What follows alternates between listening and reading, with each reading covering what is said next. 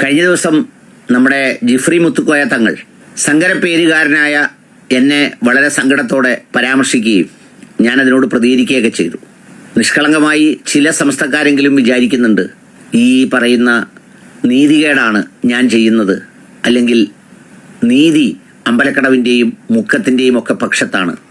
ആ പക്ഷത്തെ നിശബ്ദമായെങ്കിലും പിന്തുണയ്ക്കുന്ന നമ്മുടെ ജിഫ്രി മുത്തുക്കോയ തങ്ങൾ അവറുകൾ, മഹാനായ പണ്ഡിതൻ, അദ്ദേഹം നീതിയുടെ പക്ഷത്താണ് നിൽക്കുന്നത് എന്നൊക്കെ വിചാരിക്കും. എന്നെ സങ്കരപ്പേരുകാരെന്ന് വിളിച്ചപ്പോൾ എൻ്റെ മനസ്സിൽ വന്നതാണ് ജിഫ്രി മുത്തുക്കോയ തങ്ങൾ എന്ന് പറയുന്ന പേരിലും സങ്കരഭാവമൊക്കെ ഉണ്ട്. മുത്തുക്കോയ എന്നൊക്കെ പറയുന്നത് സങ്കരഭാവത്തിൽ വരുന്നതാണ്, സ്ട്രെയിറ്റ് ആയിട്ടുള്ള സംഗതിയല്ല.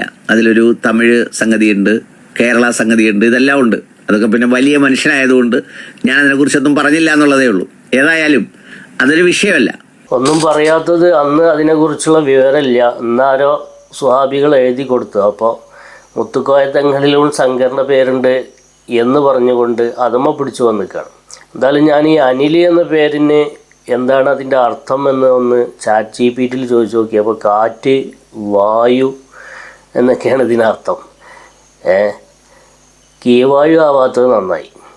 ഹൈന്ദവ ഗ്രന്ഥങ്ങളിൽ ഇത് വായുദേവനോട് ബന്ധപ്പെടുത്തി ഉപയോഗിക്കപ്പെട്ടിട്ടുണ്ട്. അപ്പോൾ ഹൈന്ദവ പേരുകളുടെ കൂട്ടത്തിൽ ഉപയോഗിക്കപ്പെടുന്നത് കൊണ്ടായിരിക്കണം ജിഫ്രി തങ്ങൾ പിന്നെ സങ്കര പേരുകാരൻ എന്ന് പറഞ്ഞത്. അത് നിങ്ങളെ തിരിച്ചറിയാൻ വേണ്ടി പറഞ്ഞതായിരിക്കും. അല്ലാതെ അതിൻ്റെ വൈത്താലന് കൂടിയിട്ട് രണ്ടാഴ്ച അതുകൊണ്ട് ഉന്തണ്ട. മുത്തുക്കോയ തങ്ങൾ എന്നൊക്കെ പറഞ്ഞാൽ തമിഴാണെങ്കിലും അറബി ആണെങ്കിലും ഇംഗ്ലീഷ് ആണെങ്കിലും ഒക്കെ അത് മുസ്ലിങ്ങൾക്ക് ഇടുന്ന പേരാണ്. മനസ്സിലായില്ലേ? എന്തായാലും ക്ലിപ്പിൽ അമ്പലക്കടവിനെയും ഉമർ ഫൈസിയെയും ഒരു ദിക്കർ പോലെ കൊണ്ട് നടക്കുന്നുണ്ട് ഇയാൾ. ഓരോ ക്ലിപ്പിലും അത് ദിക്കറായിട്ട് കൊണ്ട് നടക്കുകയാണ്. എന്തായാലും ഇയാൾക്ക് ഇയാളുടെ കമൻറ്റ് ബോക്സിൽ തന്നെ ആളുകൾ നന്നായിട്ട് മറുപടി കൊടുക്കുന്നുണ്ട്. ഞാൻ 1-2 കമൻറ്റുകൾ ഇയാളുടെ അടുത്ത് വായിച്ചു നോക്കി. അപ്പോൾ ഇത് സമസ്തക്കാരായ ആളുകളൊന്നുമല്ല, ഈ സാധാരണക്കാരായ ആളുകൾ കൊടുക്കുന്ന മറുപടിയാണ്. എടാ, എല്ലാവർക്കും അറിയാം നീ മുജാഹിദും മുസ്ലിം ലീഗുകാരനും ഒരു അസൽ വർഗീയവാദിയുമാണെന്ന്. ഈ മാന്യനായി നടിച്ച് ഡോക്ടർ കേറോപ്പും പറഞ്ഞ് നീ നമുക്കുത്തരം പറഞ്ഞ് നടക്കുന്നത് എല്ലാവർക്കും അറിയാം. വിടുവായിത്തം പറയുന്ന ഒരു നാവും ശശികലയും സാജൻസ് കറിയയും എല്ലാം ഒരു ഗണത്തിൽപ്പെട്ടതാണ്. സങ്കരപേരുകാരൻ എന്ന് നിങ്ങളെ ഉദ്ദേശിച്ചതിൻ്റെ പൊരുൾ നിങ്ങൾക്ക് പിടുത്തം കിട്ടിയോ എന്ന് എനിക്ക് അറിയില്ല. ഈ അനിൽ എന്ന പേര് ഞങ്ങളുടെ നാട്ടിൽ മുസ്ലിങ്ങളുടെ ഇടയിൽ ഇല്ല. പിന്നെ നിങ്ങളുടെ പ്രശ്നം ഇതൊന്നുമല്ല. ഈ ഹക്ക് നിങ്ങളുടെ ജീവിതത്തിൽ ഇല്ല. കാരണം വാദത്തിൽ നിന്ന് വാദിയിലേക്ക് അധിക ദൂരമില്ല. ഇങ്ങനെ പറഞ്ഞ് സമസ്തക്കാരല്ല, ഇതൊന്നും സാധാരണക്കാരായ ആളുകൾക്ക് ഇയാൾക്ക് നല്ലോണം കമൻറ്റ് ബോക്സിൽ കൃത്യമായിട്ടുള്ള മറുപടിയൊക്കെ കൊടുക്കുന്നുണ്ട്. എന്തായാലും ഇയാളുടെ സൂക്കട് എന്താണെന്ന് വെച്ചാൽ അതിനുള്ള കാരണം ഞാൻ നിങ്ങളെ കേൾപ്പിച്ചാൽ അതൊന്ന് കേട്ടോക്കി.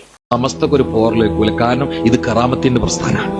ഇത് വരക്കൽ മുല്ലക്കോയ തങ്ങൾ പാപ്പാന്റെ തലയിന്ന് വന്നതാണ്. അതൊന്നും പോറലേൽപ്പിക്കാൻ നമ്മൾ ആര് ശ്രമിച്ചോര് പിന്നോട്ട് പോകുന്നല്ലാതെ സമസ്തക്കൊരു പോറലേക്കൂല. കടിച്ചോരെ പല്ല് പോവും ലാസ്റ്റ് സമയത്ത്. അള്ളാഹു കാക്കട്ടെ. തൊട്ടത് ഏതാ പൊന്നാവാത്തത്? മദ്രസ തുടങ്ങി. ഏറ്റവും വലിയ മദ്രസകൾ സമസ്തന്റെ കീഴിൽ, വിദ്യാഭ്യാസ ബോർഡ് സമസ്തന്റെ കീഴിൽ. അവസാന ഉദാഹരണത്തില് സമസ്തന്റെ കീഴ്ഘടകമാണ് ഊന്നുവടി എന്ന് ശംസുലുൽമ വിശേഷിപ്പിച്ചിട്ടുള്ളതാണ് SKSF. 10 കോടി പിരിച്ചു. എത്ര എളുപ്പ പിരിഞ്ഞത്? ചിലര് പറഞ്ഞു അന്ന് 3 കോടിന്റെ അപ്പുറം പോകില്ല.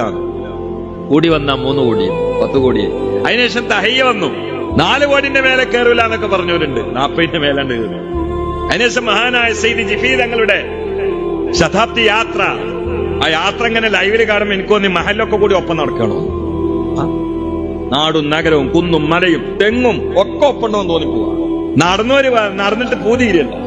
ശ്വാസം മുട്ടണവരാ കൂട്ടത്തിലുണ്ട്, കുരക്കണവരാ കൂട്ടത്തിലുണ്ട്, പ്രായമുള്ളവരാ കൂട്ടത്തിലുണ്ട്, ഓരോ മണിക്കൂറിൽ മൂത്രയിക്കേണ്ട ആൾക്കാർ ആ കൂട്ടത്തിലുണ്ട്. പക്ഷെ എന്താ നടന്നതെന്ന് ആർക്കും അറിയണില്ല. ഒരു വലിയ ഉസ്താദ് പറയാണ്, ഇതൊന്നും ഈ മനുഷ്യന്മാരെ കൊണ്ട് നിയന്ത്രിക്കാൻ പറ്റണല്ല, ബാക്കിൽ എന്തൊക്കെ നിയന്ത്രണം വേറുണ്ട്. ബുദ്ധികൂർമ്മതയുള്ളവർക്ക് അല്പവാചകം പോരേ, കാര്യം മനസ്സിലാകാ എന്തിനാ പിന്നേറെ.